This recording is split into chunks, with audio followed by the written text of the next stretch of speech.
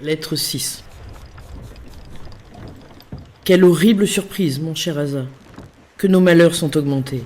Que j'ai profité avec empressement de cette liberté. Je me suis traîné à une petite fenêtre, je l'ai ouverte avec la précipitation que m'inspirait ma vive curiosité. Qu'ai-je vu? Cher amour de ma vie, je ne trouverai point d'expression pour te peindre l'excès de mon étonnement et le mortel désespoir qui m'a saisi en ne découvrant autour de moi que ce terrible élément dont la vue seule fait frémir. Mon premier coup d'œil ne m'a que trop éclairé sur le mouvement incommode de notre demeure. Je suis dans une de ces maisons flottantes dont les Espagnols se sont servis pour atteindre jusqu'à nos malheureuses contrées et dont on ne m'avait fait qu'une description très imparfaite. Conçois-tu, Sherazade, quelles idées funestes sont entrées dans mon âme avec cette affreuse connaissance? Je suis certaine que l'on m'éloigne de toi. Je ne respire plus le même air, je n'habite plus le même élément. Tu ignoreras toujours où je suis, si je t'aime, si j'existe. La destruction de mon être ne paraîtra pas même un événement assez considérable pour être porté jusqu'à toi. Cher arbitre de mes jours, de quel prix te peut être désormais ma vie infortunée? Souffre que je rende à la divinité un bienfait insupportable dont je ne veux plus jouir. Je ne te verrai plus, je ne veux plus vivre. Je perds ce que j'aime. L'univers est anéanti pour moi. Il n'est plus qu'un vaste désert que je remplis des cris de mon amour. Entends-les, cher objet de ma tendresse. Sois-en touché, permets que je meure. Quelle erreur me séduit? Non, mon cher Asa, non, ce n'est pas toi qui m'ordonne de vivre. C'est la timide nature qui, en frémissant d'horreur, emprunte ta voix plus puissante que la sienne pour retarder une fin toujours redoutable pour elle. Mais son effet, le moyen le plus prompt, me délivrera de ses regrets. Que la mer abîme à jamais dans ses flots ma tendresse malheureuse, ma vie et mon désespoir. Reçois, trop malheureux Asa, reçois les derniers sentiments de mon cœur. Il n'a reçu que ton image, il ne voulait vivre que pour toi. Il meurt rempli de ton amour. Je t'aime, je le pense, je le sens encore, je le dis pour la dernière fois. Lettre 7. Asa, tu n'as pas tout perdu, tu règnes encore sur un cœur, je respire. La vigilance de mes surveillants a rompu mon funeste dessein. Il ne me reste que la honte d'en avoir tenté l'exécution. J'en aurais trop à t'apprendre sur les circonstances d'une entreprise aussitôt détruite que projetée. Oserais-je jamais lever les yeux jusqu'à toi si tu avais été témoin de mon emportement? Ma raison, soumise au désespoir, ne m'était plus d'aucun secours. Ma vie ne me paraissait d'aucun prix. J'avais oublié ton amour. Que le sang-froid est cruel après la fureur. Que les points de vue sont différents sur les mêmes objets.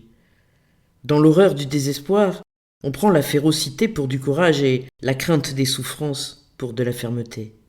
Qu'un mot, un regard, une surprise nous rappellent à nous-mêmes, nous ne trouvons que de la faiblesse pour principe de notre héroïsme, pour fruit que le repentir et que le mépris pour récompense. La connaissance de ma faute en est la plus sévère punition. Abandonné à l'amertume du repentir, enseveli sous le voile de la honte, je me tiens à l'écart. Je crains que mon corps n'occupe trop de place. Je voudrais le dérober à la lumière, mes pleurs coulent en abondance, ma douleur est calme, nul son ne l'exhale, mais je suis tout à elle. Puis-je trop expier pour mon crime? Il était contre toi. En vain, depuis 2 jours, ces sauvages bienfaisants voudraient me faire partager la joie qui les transporte. Je ne fais qu'en soupçonner la cause, mais quand elle me serait plus connue, je ne me trouverais pas digne de me mêler à leur fête. Leurs danses, leurs cris de joie, une liqueur rouge semblable au maïs dont ils boivent abondamment, leur empressement à contempler le soleil par tous les endroits d'où ils peuvent l'apercevoir, ne me laisserait pas douter que cette réjouissance ne se fît en l'honneur de l'astre divin, si la conduite du cacique était conforme à celle des autres. Mais loin de prendre part à la joie publique, depuis la faute que j'ai commise, il n'en prend qu'à ma douleur. Son zèle est plus respectueux, ses soins plus assidus, son attention plus pénétrante. Il a deviné que la présence continuelle des sauvages de sa suite ajoutait la contrainte à mon affliction. Il m'a délivré de leurs regards importuns. Je n'ai presque plus que les siens à supporter. Le croirais-tu, mon cher Asa? Il y a des moments que je trouve de la douceur dans ces entretiens muets. Le feu de ses yeux me rappelle l'image de celui que j'ai vu dans les tiens. J'y trouve des rapports qui séduisent mon cœur. Hélas, que cette illusion est passagère, et que les regrets qui la suivent sont durables. Ils ne finiront qu'avec ma vie, puisque je ne vis que pour toi. Lettre 8. Quand un seul objet réunit toutes nos pensées, mon cher Asa, les événements ne nous intéressent que par les rapports que nous y trouvons avec lui. Si tu n'étais le seul mobile de mon âme, aurais-je passé, comme je viens de faire, de l'horreur du désespoir à l'espérance la plus douce. Le cacique avait déjà essayé plusieurs fois inutilement de me faire approcher de cette fenêtre que je ne regarde plus sans frémir. Enfin, pressé par de nouvelles instances, je m'y suis laissé conduire. Ah, mon cher Asa, que j'ai été bien récompensé de ma complaisance. Par un prodige incompréhensible, en me faisant regarder à travers une espèce de canne percée, il m'a fait voir la terre dans un éloignement où, sans le secours de cette merveilleuse machine, mes yeux n'auraient pu atteindre. En même temps, il m'a fait entendre par des signes qui commencent à me devenir familiers que nous allons à cette terre et que sa vue était l'unique objet des réjouissances que j'ai prises pour un sacrifice au soleil. J'ai senti d'abord tout l'avantage de cette découverte. L'espérance, comme un trait de lumière, a porté sa clarté jusqu'au fond de mon cœur.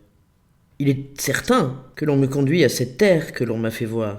Il est évident qu'elle est une portion de ton empire puisque le soleil répand ses rayons bienfaisants. Je ne suis plus dans les fers des cruels Espagnols. Qui pourrait donc m'empêcher de rentrer sous ces lois? Oui, cher Asa, je vais me réunir à ce que j'aime. Mon amour, ma raison, mes désirs, tout m'en assure. Je vole dans tes bras, un torrent de joie se répand dans mon âme. Le passé s'évanouit, mes malheurs sont finis, ils sont oubliés, l'avenir seul m'occupe, c'est mon unique bien. Asa, mon cher espoir, je ne t'ai pas perdu, je verrai ton visage, tes habits, ton ombre, je t'aimerai et je te le dirai à toi-même. Est-il des tourments qu'un tel bonheur n'efface? Lettre 9. Que les jours sont longs quand on les compte, mon cher Asa. Le temps, ainsi que l'espace, n'est connu que par ses limites. Il me semble que nos espérances sont celles du temps. Si elles nous quittent, ou qu'elles ne soient pas sensiblement marquées, nous n'en apercevons pas plus la durée que l'air qui remplit l'espace. Depuis l'instant fatal de notre séparation, mon âme et mon cœur, également flétris par l'infortune, restaient ensevelis dans cet abandon total, horreur de la nature, image du néant. Les jours s'écoulaient sans que j'y prisse garde. Aucun espoir ne fixait mon attention sur leur longueur. À présent que l'espérance en marque tous les instants, leur durée me paraît infinie. Et ce qui me surprend davantage, c'est qu'en recouvrant la tranquillité de mon esprit, je retrouve en même temps la facilité de penser. Depuis que mon imagination est ouverte à la joie, une foule de pensées qui s'y présentent l'occupe jusqu'à la fatiguer. Des projets de plaisirs et de bonheur s'y succèdent alternativement. Les idées nouvelles y sont reçues avec facilité, celles mêmes dont je ne m'étais point aperçu s'y retracent sans les chercher. Depuis 2 jours, j'entends plusieurs mots de la langue du cacique que je ne croyais pas savoir. Ce ne sont encore que des termes qui s'appliquent aux objets. Ils n'expriment point mes pensées et ne me font point entendre celles des autres. Cependant, ils me fournissent déjà quelques éclaircissements qui m'étaient nécessaires. Je sais que le nom du cacique est d'Éterville, celui de notre maison flottante, vaisseau, et celui de la terre où nous allons, en France. Ce dernier m'a d'abord effrayé. Je ne me souviens pas d'avoir entendu nommer ainsi aucune contrée de ton royaume.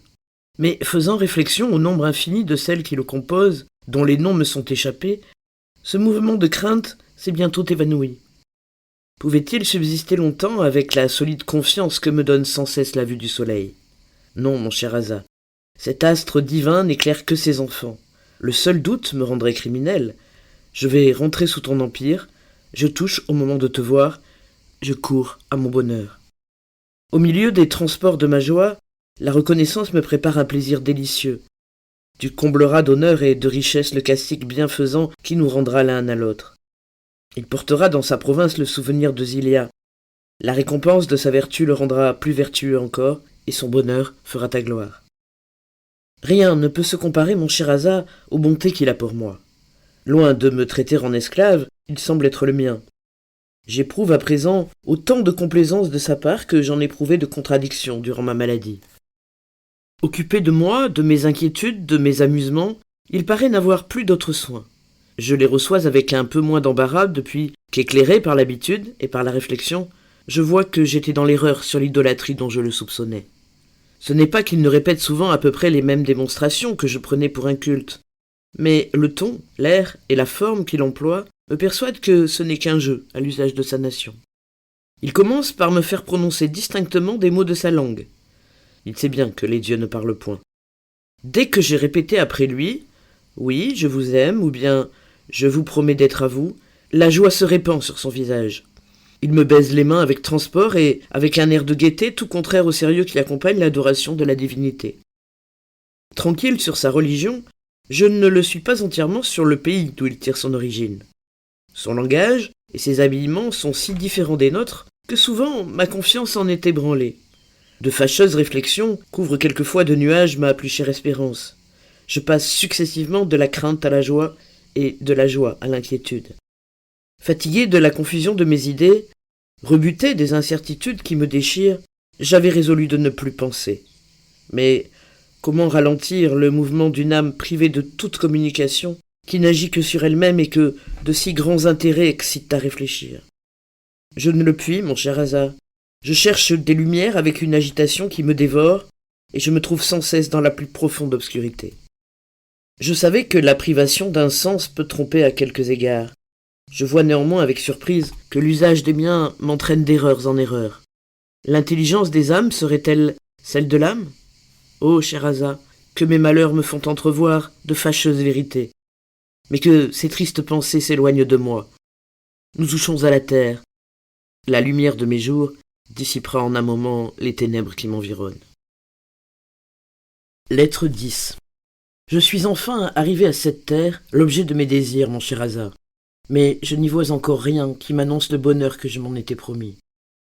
Tout ce qui s'offre à mes yeux me frappe, me surprend, m'étonne et ne me laisse qu'une impression vague, une perplexité stupide dont je ne cherche pas même à me délivrer. Mes erreurs répriment mes jugements. Je demeure incertaine, je doute presque de ce que je vois. À peine étions-nous sortis de la maison flottante que nous sommes entrés dans une ville bâtie sur le rivage de la mer. Le peuple qui nous suivait en foule me paraît être de la même nation que le cacique, et les maisons n'ont aucune ressemblance avec celles des villes du soleil. Si celles-là les surpassent en beauté par la richesse de leurs ornements, celles-ci sont fort au-dessus par les prodiges dont elles sont remplies. En entrant dans la chambre où d'Éterville m'a logé, mon cœur a tressailli. J'ai vu dans l'enfoncement une jeune personne habillée comme une vierge du soleil. J'ai couru à elle les bras ouverts. Quelle surprise, mon cher Asa, quelle surprise extrême de ne trouver qu'une résistance impénétrable où je voyais une figure humaine se mouvoir dans un espace fort étendu.